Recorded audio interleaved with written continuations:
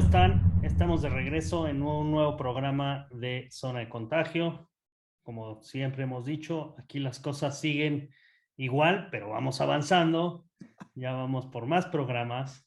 Y el día de hoy tenemos una súper invitada, Claudina Domingo, que para los que no la conocen es, como yo digo, es una escritora todoterreno, porque le hace de todo. Escribe poesía, escribe ensayo, escribe cuento, escribe novela.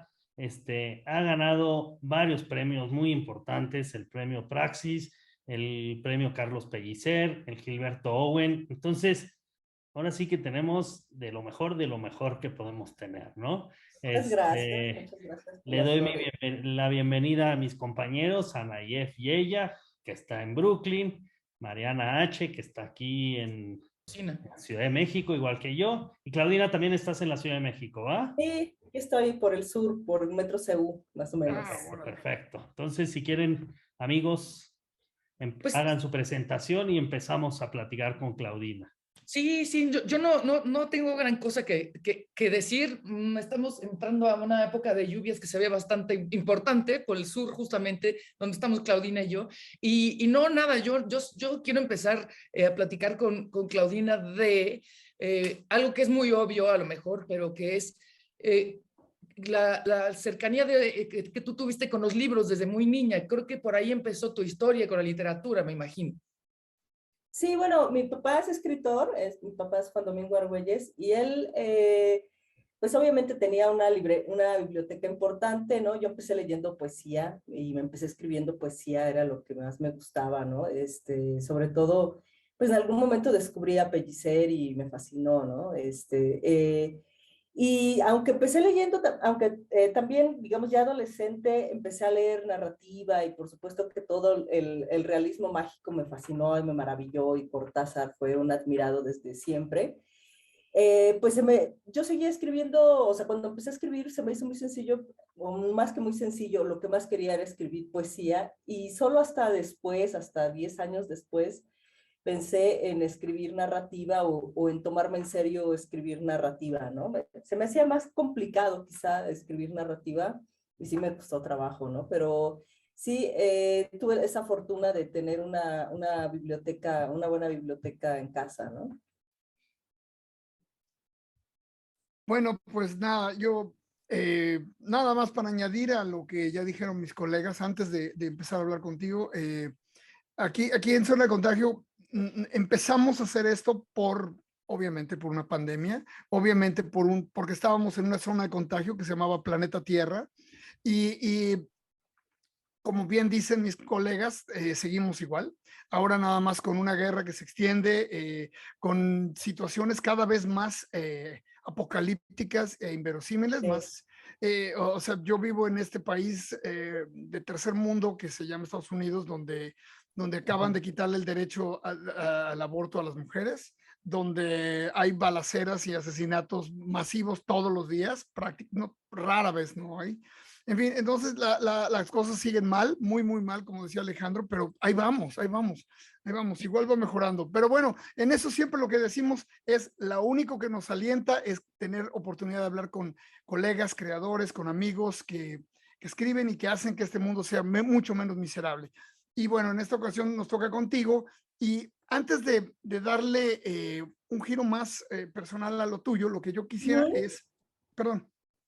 Oh, perdón, que pensé que me llevaba. Lo que yo quería era, bueno, hablar de tus múltiples premios, porque si eres una de nuestras invitadas más premiadas, sería interesante, pero también me interesaría muchísimo hablar un poco de tu transición de la novela, perdón, de la poesía a la novela, que hablaras un poco de los mecanismos que te fueron llevando ahí, o sea, no esperamos que nos expliques cómo fue el proceso, pero un poco qué es lo que más te salta de eso. Pero creo que Mariana quería decir algo No, antes.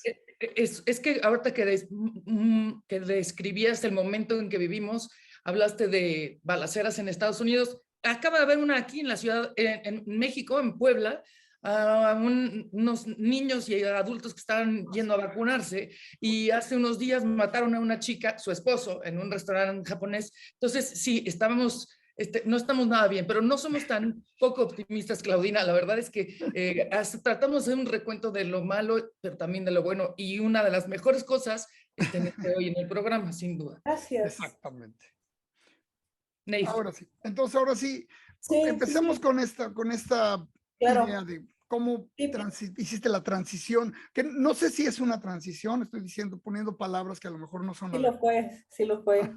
Y fue una transición bastante compleja, bastante difícil, porque yo había tenido o sea, tuve una beca en 2007 para escribir poesía y empecé a escribir un libro que yo quiero mucho, que se llama Tránsito, un libro de poesía, pero que también es como, tiene un formato raro de prosa poética, pero con unos paréntesis y unas cosas ahí muy peculiares. Y de alguna forma es como también una especie de crónica de la Ciudad de México, ¿no? Uh-huh. Entonces, este libro, pues yo lo trabajé como 2 años, ¿no? Al principio me costaba más tiempo y más trabajo escribir, ¿no? Y cuando lo terminé, yo dije, bueno, ok, ahora sí me voy a dedicar a la otra pasión que he ido teniendo, sobre todo como lectora, en la narrativa, ¿no? Y se me hizo muy sencillo empezar a escribir como unos relatos. Y yo pues tenía el chip totalmente de escribir poesía y de que de alguna forma ¿cómo decirlo? Una línea o un verso te lleva a otro, una metáfora te da pie a otra cosa, y vas como un poco a ciegas, ¿no? Vas como un poco en una especie de discurso libre, en una especie de ensoñación y de cuestión como un poco a la manera pues un poco más a la manera de los surrealistas, ¿no? Vas haciendo asimilaciones de versos que te van llevando el uno al otro y tal. Uh-huh. Y entonces, de alguna forma, digo, esto ya lo digo ahora muy conscientemente, digamos, muy reflexionadamente. Antes lo hacía como sin pensarlo demasiado, y sin pensarlo demasiado pensé que también era lo mismo en narrativa, ¿no? Que después de una página a la otra página me iba a ir dando la historia solita, ¿no? Que era una cuestión de ir sumando páginas e iba a aparecer el cuento, ¿no? Y de pronto, pues empecé a notar a lo largo de los meses y después de 2 años, ¿no? Que no era así, ¿no? Que yo no sabía cómo cómo armar los cuentos, ¿no? Sabía que algo les faltaba, pero no sabía qué, ¿no? Y entonces, pues empecé a caer en talleres literarios en donde me fueron como orientando. Eran más que talleres como de maestro, eran como grupos de amigos que se reunían, ¿no? Y más o menos me orientaban como qué cosas no estaba haciendo, ¿no? Es que no estás escenificando, no estás describiendo la escena, no estás, y ya, ¿no?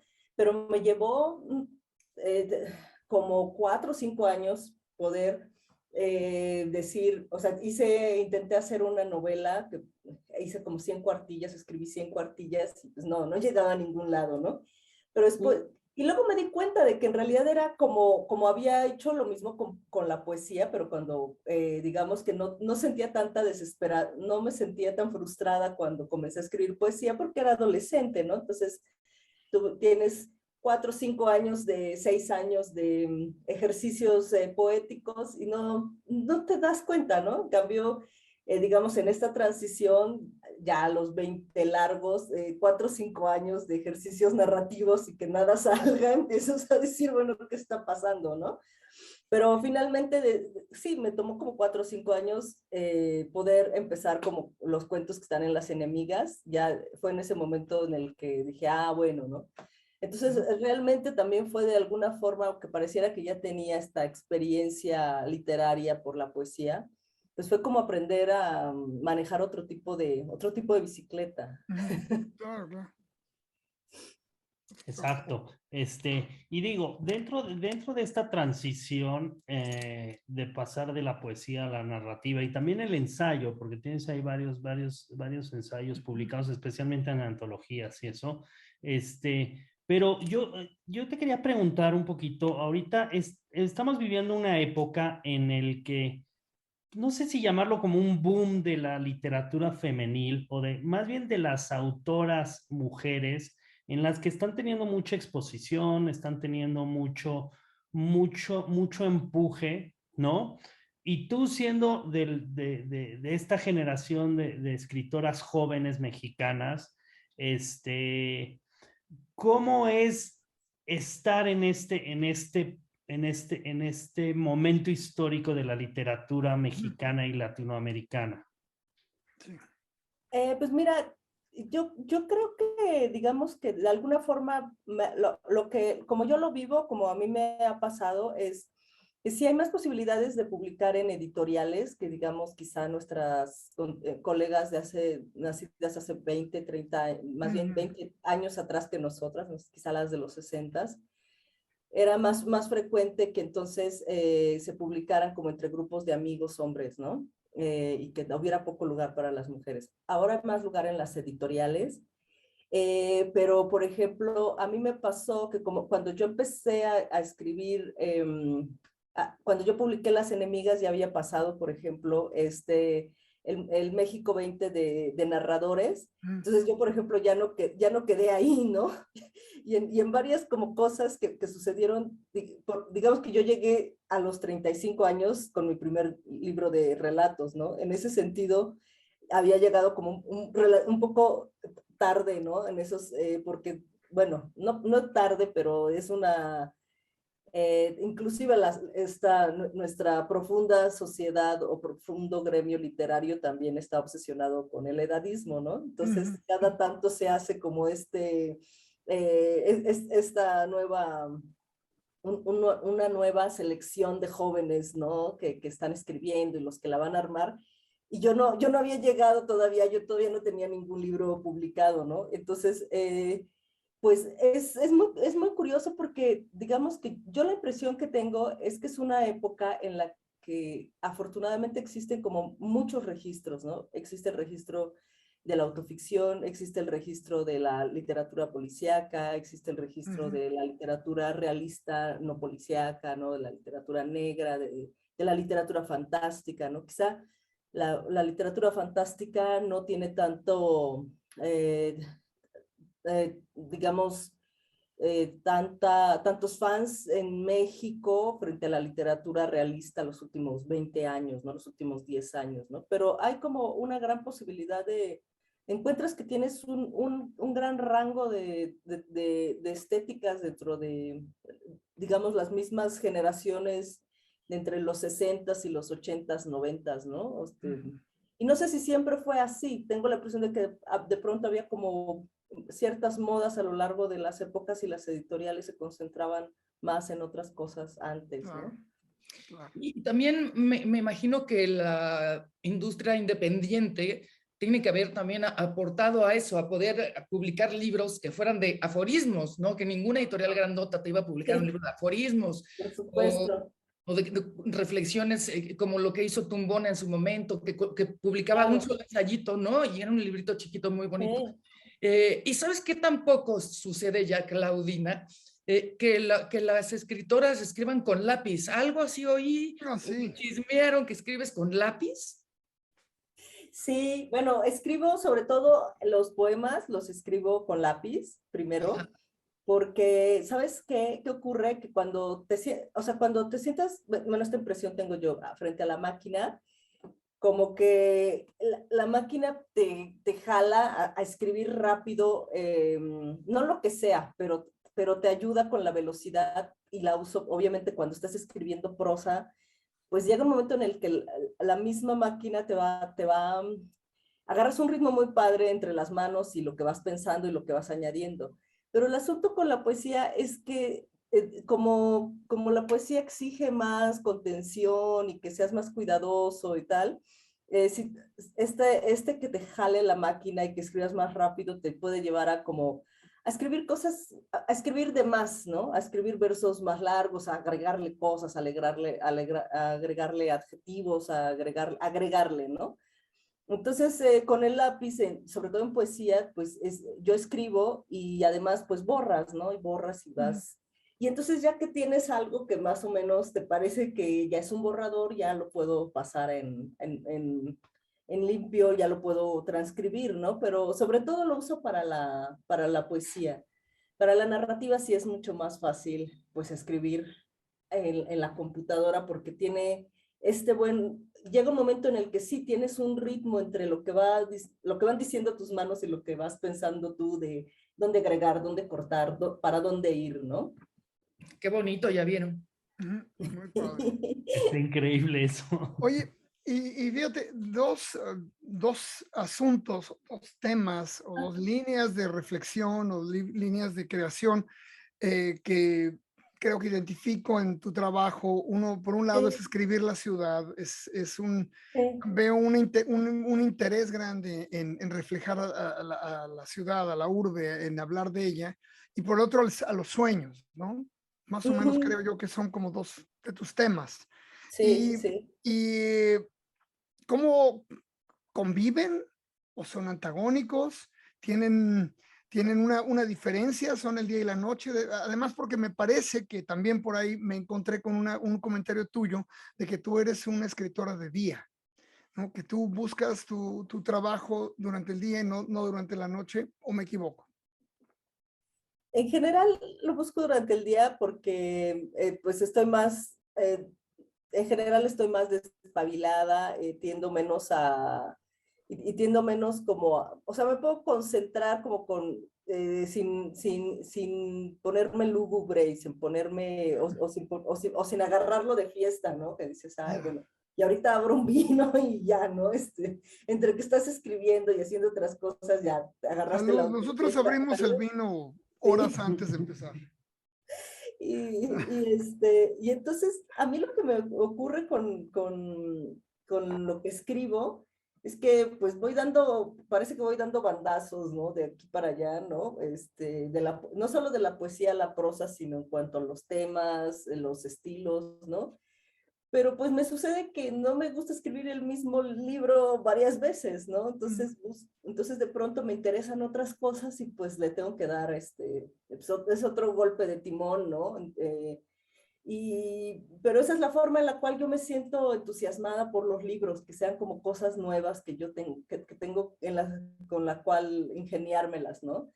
Entonces, sí, justamente te referiste a dos libros que son mis libros favoritos que yo he escrito, digamos. No mis libros favoritos porque yo los he escrito, sino de mis libros que yo he escrito. Son mis libros favoritos. Estaría bien también.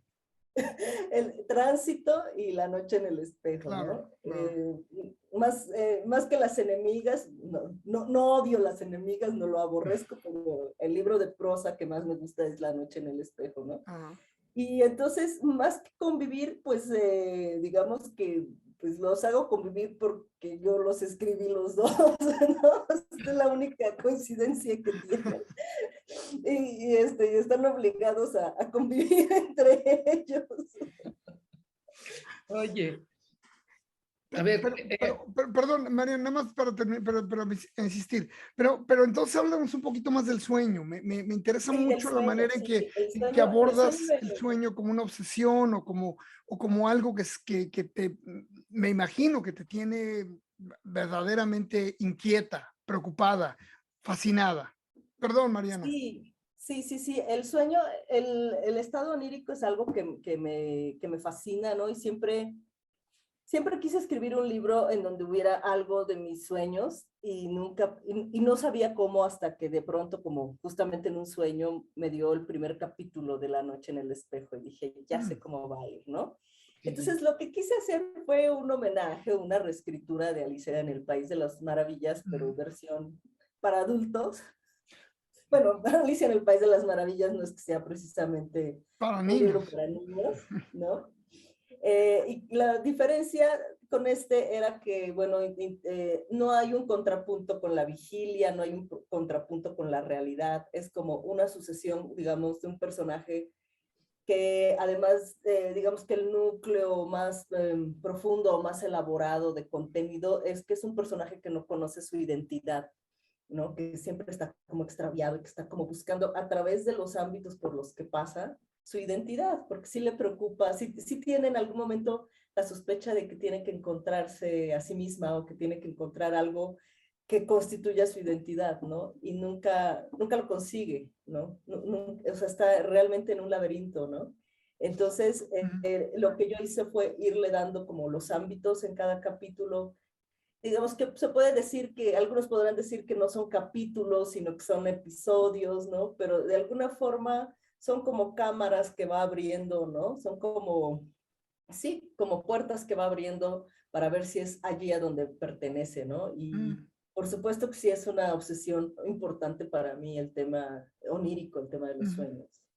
Y además, esa estructura responde a la lógica del sueño, ¿no? O sea, que no sean capítulos de A, B, a C, que no tengan esta estructura, que no tenga una lógica como la conocemos en la vigilia. Y otra cosa que me gusta mucho, Claudina, es que ahorita hablaba Borre de esta época, ¿no? De tantas mujeres publicando, pero siento yo, y esto sé que me va a meter en camisa de once varas, que de pronto esa oferta se centró mucho en temas de mujeres, es decir, no eran mujeres escribiendo buena literatura, no todas digo, sino que sí hubo una sobreoferta para mi gusto de que si maternidades, que si derechos, lo cual está muy bien, pero tu literatura no responde a esa, volviendo a las lógicas, ¿no? A la lógica del tema de ahora, no es como mujeres escribiendo acerca de mujeres. Sí, lo que pasa es que, bueno, tienes razón en el sentido de que pero esta sobreoferta creo que tiene que ver como con una especie de lavarse las manos moralmente, como de cuestión culpígena de decir, bueno, ahora sí les vamos a hacer caso, mujeres. Total. Llegó su momento, escriban por favor, mándenos todo lo que ustedes tienen escrito. Correcto. Y sobre todo, pues por supuesto, parece... no sé cómo se llega a esa lógica, pero parece una lógica de que de que si ya está abierto el espacio para las escritoras, qué mejor que hablen sobre temas que son exclusivamente concernientes al ámbito femenino, ¿no? Entre ellos, pues la maternidad, ¿no? Pero el asunto es que de pronto justamente se perdió de vista que las mujeres escribimos sobre otros temas que no solo tienen que ver con las experiencias de un cuerpo femenino, ¿no? Que hay otros ámbitos, otros intereses, otras cosas, ¿no? Entonces, sí hay más como, sí se subraya más o sí tiene como más auge periodístico el tema de, o más bien la escritora que escribe sobre temas de mujeres, ¿no? Entonces, y pues bueno, es así, yo insisto, porque es una cuestión culpígena de la sociedad en donde de pronto dice, no, sí, hemos hecho muy mal, nos vamos a resarcir aquí, ¿no? Claro, total. Cierto. Exacto.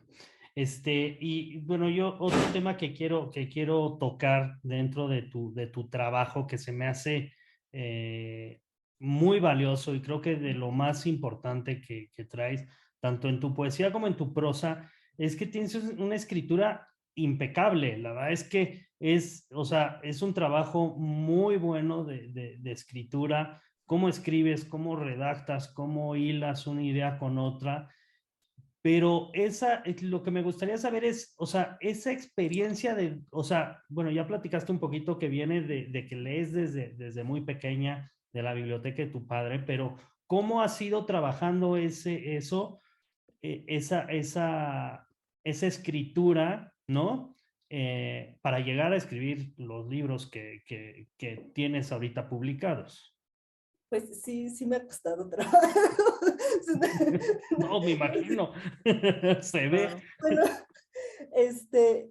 creo que sobre todo con las enemigas me preocupaba mucho que los cuentos de las enemigas siguieran teniendo como prosa poética. Y quizá después una amiga muy querida, una escritora, me dijo, yo le hubiera sacado a cada cuento unas 5 metáforas, ¿no? Y creo que en el momento que la noche, que empecé a escribir La noche en el espejo, como también era más vertiginosa toda la narración, tuve que ir prescindiendo de cuestiones, de cosas poéticas y dejarlas nada más por aquí, por allá.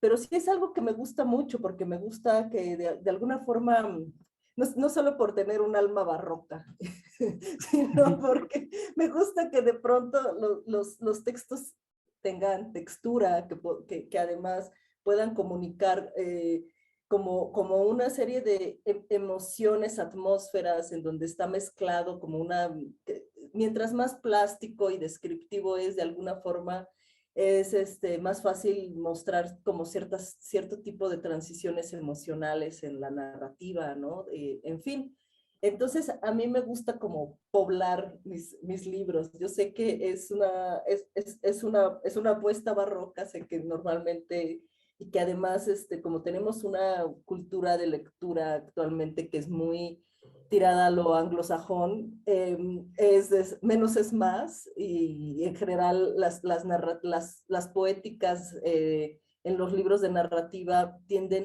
poco a poco tienden a ser más limpias y más elegantes, digamos, más concisas, más depuradas en la prosa, y que bueno, que a veces yo lo que hago es ponerle un poco más de betún y un poco más de chispitas de chocolate, etcétera, ¿no? Pero me gusta que puedan, lo que me encanta de la prosa es que, de la narrativa,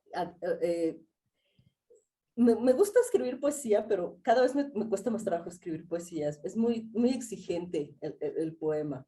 Y en cambio, la narrativa, la prosa, es un mundo que a mí me parece maravilloso, porque es como si fuera un tejido muy elástico en donde puedes meter una gran cantidad de cosas. Puedes meter personajes, puedes meter atmósferas, puedes meter historias, subhistorias, puedes meter incluso prosa poética, lo permite esta especie de odre maravilloso que es la prosa, ¿no? Entonces, a mí me gusta mucho eso de escribir narrativa, que puedo agregar y no echo a perder el material, como sucede con la poesía, si agregas y agregas y agregas, ¿no? Wow. Oye, estaba buscando la palabra que acabas. Mira, disculpe mi ignorancia, pero usaste la palabra orde. El odre es una cosa como para cargar vino, ¿no? Sí, sí, sí. Un receptáculo. Oye, hablando de autores también contemporáneos, ya nos platicaste de Cortázar, de otros autores que leíste, pero y de los actuales mexicanos, ¿quiénes están interesados en los últimos, no sé, 5 años, ponle? Autores y autoras, obviamente. Yuri Herrera, por supuesto. Carlos Velázquez en sus crónicas es muy divertido, ¿no? Salvaje. Es salvaje, sí. Me gusta, es mi amiga, pero Ave Barrera, su libro Restauración, es una relectura muy interesante del Farabev, ¿no? También es mi amiga, pero Brenda Ríos, como ensayista, es muy divertida, hace unos ensayos personales que son trepidantes y no están nada exentos de mala leche, lo cual me gusta mucho, ¿no? Sí.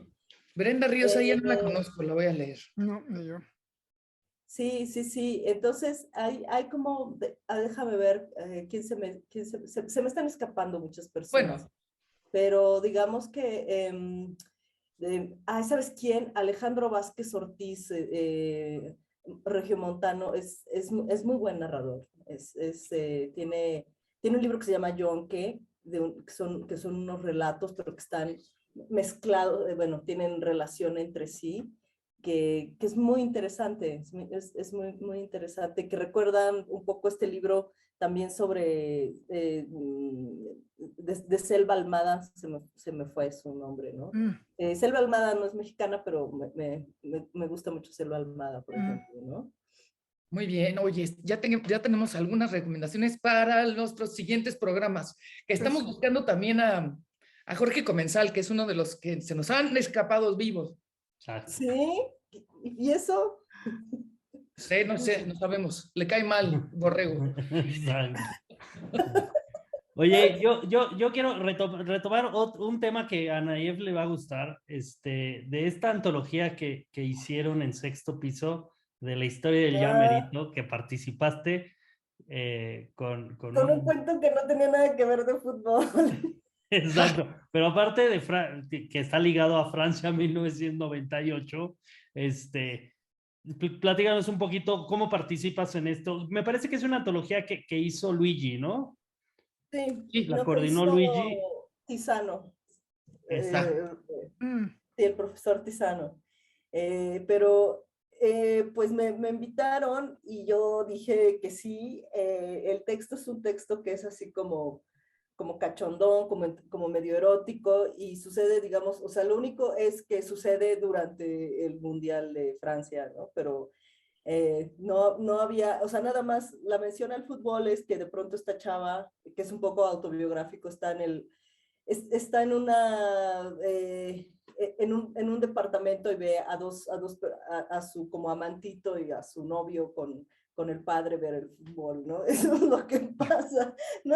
Entonces a mí se me hizo muy cotorro que fuera un cuento en torno al fútbol, en donde no había fútbol. Ahora no estoy segura si lo volvería a hacer. No, Quizá está fue bien. un atrevimiento muy grande.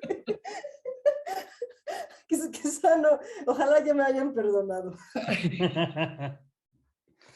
Oye, y bueno, y regresando a algo que mencionábamos antes de entrar al aire, ¿cómo ves este experimento que acabamos de pasar que se llama pandemia de COVID-19? ¿Cómo viste esta experiencia de confinamiento, aislamiento? ¿En qué te sirvió o en qué te hizo daño estos 2 años? ¿O tuvieron algún impacto en tu percepción del mundo? Sí, ¿Cómo te claro. funciona? Yo creo que todos los que hacemos algo que tiene que ver con la vida del espíritu, de una u otra manera nos ha afectado, nos ha influenciado o nos ha beneficiado. ¿Dónde te sitúas en ese campo? ¿Qué nos cuentas de eso? Mira, lo que pasa es que fue peculiarmente malo. Bueno, no peculiarmente malo porque no se me murió nadie, pero Mm, no fue una experiencia muy agradable porque yo estaba como en una situación personal en la cual justo lo que yo necesitaba era como, digamos que, o sea, yo me había separado un año antes de mi ex esposo y entonces, digamos que había pasado por un proceso de duelo así medio tirada al piso y tal. Y un mes antes, para acabarla, un mes antes de que empezara la pandemia, yo había ido a dar al hospital por otros motivos. Entonces, como que, según yo, ya había tenido mi anus horribilis y ya todo iba a empezar a marchar bien, ¿no? Yo tenía muchas ganas de que las cosas empezaran a marchar bien en mi vida, por lo menos en otros ámbitos digamos, en un ámbito social y tal, ¿no? Y me bajaron la cortina, ¿no? Entonces lo viví justamente como te bajé la cortina a las 11:30 de la mañana cuando recién acabas de poner tu changarro bonito y tal. No, No, no puede oye, es que ser. pena de amor más pandemia no es nada buena combinación. no, no mucho. No, más recién deshospitalizada y toda la cosa, ¿no? Entonces, yo No, me di cuenta de que yo soy un ser más gregario y más social de lo que yo me consideraba, ¿no? O sea, a mí sí sobre todo al principio me hizo mucho daño no ver muy poca gente, ¿no? Y así como en términos generales, yo lo que creo es que fue un fracaso como experimento, si fue un experimento pensado, creo que lo que se puede sacar en claro es que todavía no estamos en capacidades para convertirnos en hologramas y relacionarnos solo virtualmente Ajá. y todo eso, ¿no? sí, Yo creo que para nada, ¿no? Para sí. nada. Y sí leí y escribí unos poemarios que había prometido a Sistema, ¿no? Pero como que también noté que la cuestión de de qué tanto se basta un escritor nada más consigo misma. Bueno, yo no me sentí que nada más me bastara con tener los libros y tener la computadora y decir, sí, esta soledad perfecta es perfecta para que yo escriba 5 libros, ¿no? Mm, Sentí que necesitaba mucho del contacto con los otros y de muchas cosas que, bueno, después poco a poco lo fuimos retomando y que noto que enriquecen mucho mi mundo, ¿no? O sea, que no solo, por lo menos yo no soy el tipo de escritora que nada más con la biblioteca y la computadora se pueda bastar a sí misma como para estar en una cueva muchos años, ¿no? Pero qué bueno que lo dices, porque pareciera que está, no sé, sobrevaluado o el hecho de querer, o sea, que necesites de más gente, de querer ver gente y de decirlo, parece que está mal, ¿no? Como que tú tienes que ser justo esa mujer independiente en tu estudio, con tu computadora, con tu mundo y tus ideas. Y luego dices, Nel, güey, sí me gusta salir, sí me gusta echar desmadre, y no toda la gente, si te gusta toda la gente, estás mal, pero que un poco de la gente que te rodea te guste mucho. Sí, sí, sí, por supuesto. Y además, o sea, y la conversación es distinta cuando estás en presencia que cuando estás en Zoom y poder lo que los otros ven, lo que los otros leen, lo que los otros te cuentan y también lo que vives con los otros, ¿no? Total. Te voy a contar una pequeña anécdota. Como en octubre, noviembre de 2020, en plena pandemia, organizó un estado de la República Mexicana una feria del libro, pero poco antes, o sea, la empezaron a organizar pensando en que ya para entonces habría pasado todo, ¿no? Obviamente no ocurrió eso, pero además su obispo de la ciudad fue a dar al hospital, ¿no? Entonces como que les dio mucho remordimiento, de este remordimiento abajeño, seguramente fue por nuestra culpa, ¿no? Y cerraron toda la ciudad, o sea, todos los comercios, todo. Pero la feria ya tenía como programados, por ejemplo, que en el Teatro de la Ciudad nos presentáramos, y pues, nos presentamos, pero nada más nos filmaban, ¿no? Porque pues no había nadie, o sea, y no había nadie en la calle, y todo estaba cerrado, y era así todo muy, pues, muy distópico.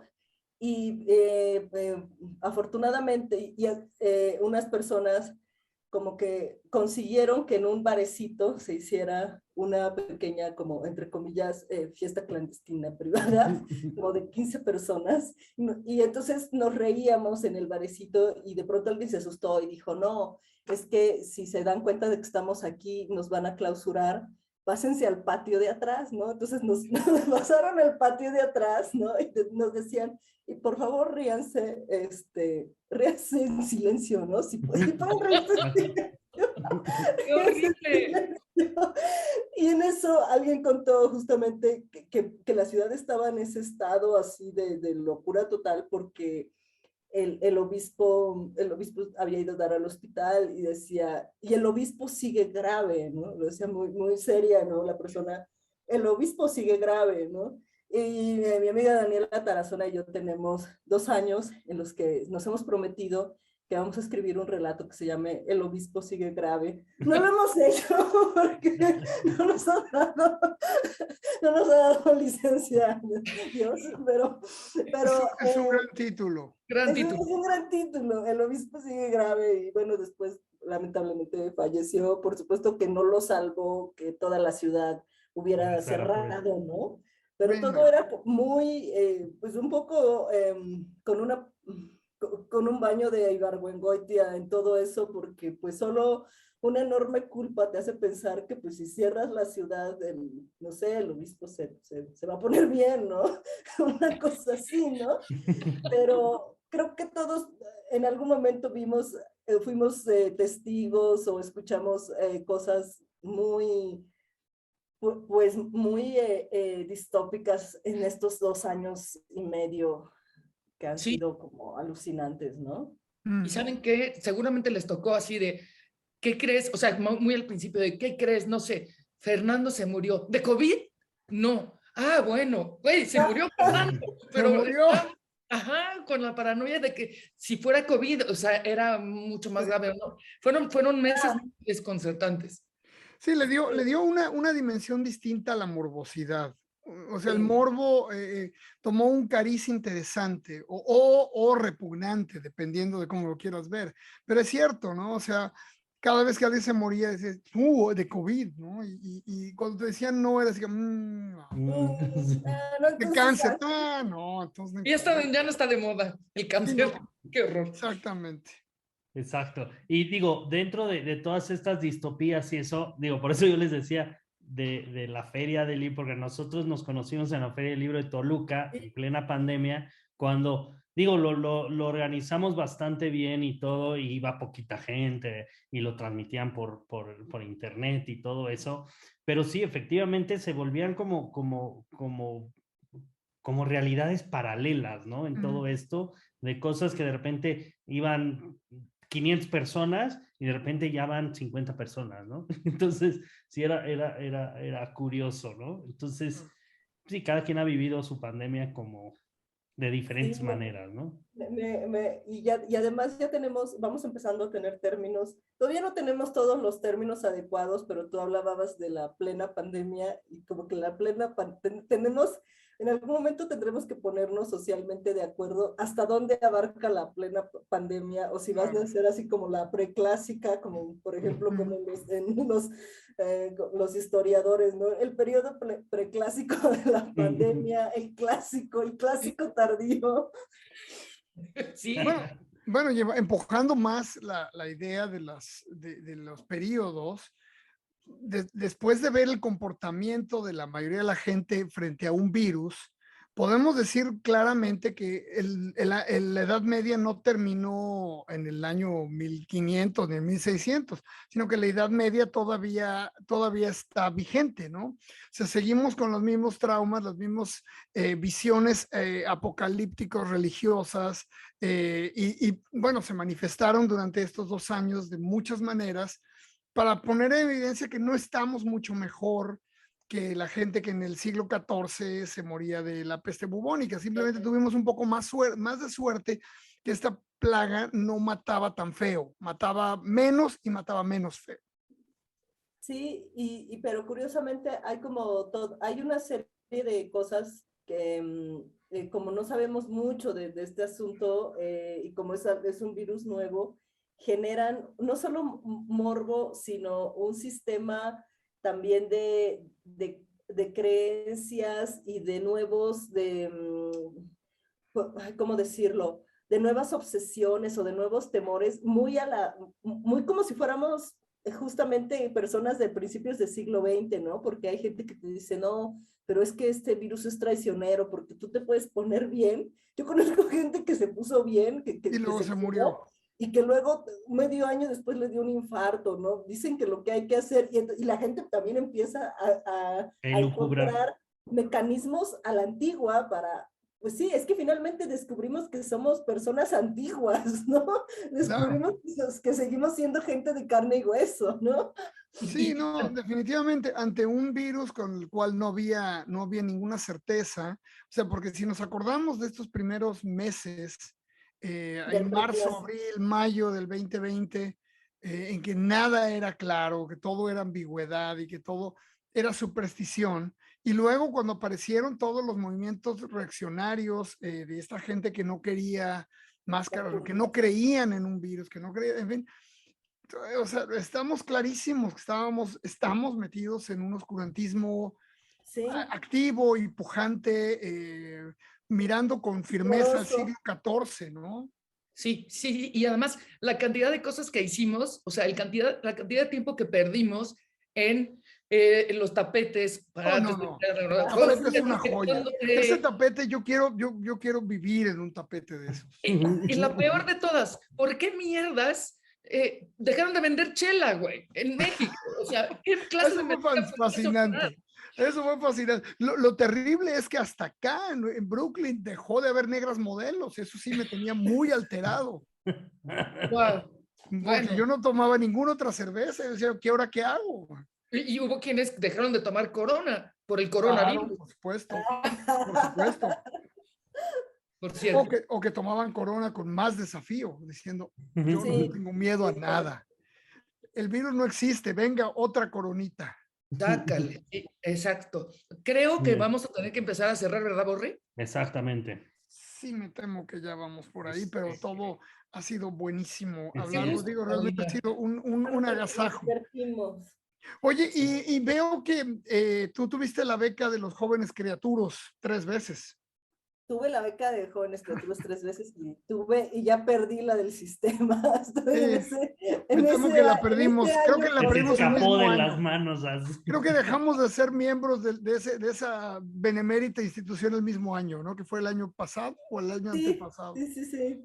Sí, Ni modo. el año del destete. Es Exacto. nuestro año del destete. Exacto. Y ahora como hay todo un movimiento para hacernos sentir culpables porque no está bien eso de andar viviendo del Estado, es como que ya más implica complejos y un poco de amargura y de agruras volverlo a pedir. ¿O cómo ves? Sí, pero yo creo que me va a tener que ver en la penosa necesidad de hacerlo. Pero sí, Pues, tuve 3 años la beca de jóvenes creadores y vi cómo se modificaban los comportamientos pues sí, o sea, ya la última vez yo tenía 34 años, ¿no? Entonces y cada vez era un poco más fresa ser joven creador. Eso constaté. cierto. Me temo que es cierto. Oye, Qué bien. ¿y qué sigue? O sea, ¿qué planes tienes? ¿Qué vas a ¿Qué voy a publicar hacer? próximamente? Sí trabajé en el sistema, sí trabajé. Pues escribí unos poemarios, pero no he tenido suerte en los concursos. Espero que eso cambie los próximos meses. Y mientras los voy corrigiendo, les voy haciendo cosas, ¿no? Y ahorita estoy escribiendo un texto autobiográfico. Voy a incursionar en el bonito ámbito de la autoficción. Entonces, estoy con un texto autobiográfico en narrativa, ¿no? Pero todavía no lo tengo listo. Bien. Pues Bien. estamos ansiosos de leer lo próximo de Claudina. Qué bueno que les prometo que no los aburriré en mi texto autobiográfico. Muy bien. Seguramente Qué no. bueno, Estamos suena muy- seguros que no será así. Tendrá suficiente, tendrá escenas de pesadilla y también escenas eróticas y también Anda. escenas chistosas. Eso Entonces, está espero muy bien. que sea una buena, espero no hacer con eso un batidillo, ¿verdad? Una buena ¿Y lectura. tendrá algo que ver con la experiencia pandémica que acabamos de vivir o vas a omitir? Porque también esa es No, otra es un cosa. periodo, sí une un periodo mío, digamos, de hace poco, pero digamos, la pubertad y la adolescencia, ¿no? Pero no llego al momento de la pandemia, ¿no? En esa ocasión. Creo que todos estamos preguntándonos un poco cómo escribirla, cómo recrearla, qué es lo que nos dejó, qué vale la pena, qué no va a ser un lugar común. Claro. Creo que todos hemos pensado en eso durante 2 años y muy pocos han hecho, por lo menos hasta ahora, tanto en la literatura como en el cine, que son las 2 cosas que veo con más atención. ¿Por dónde? ¿Qué?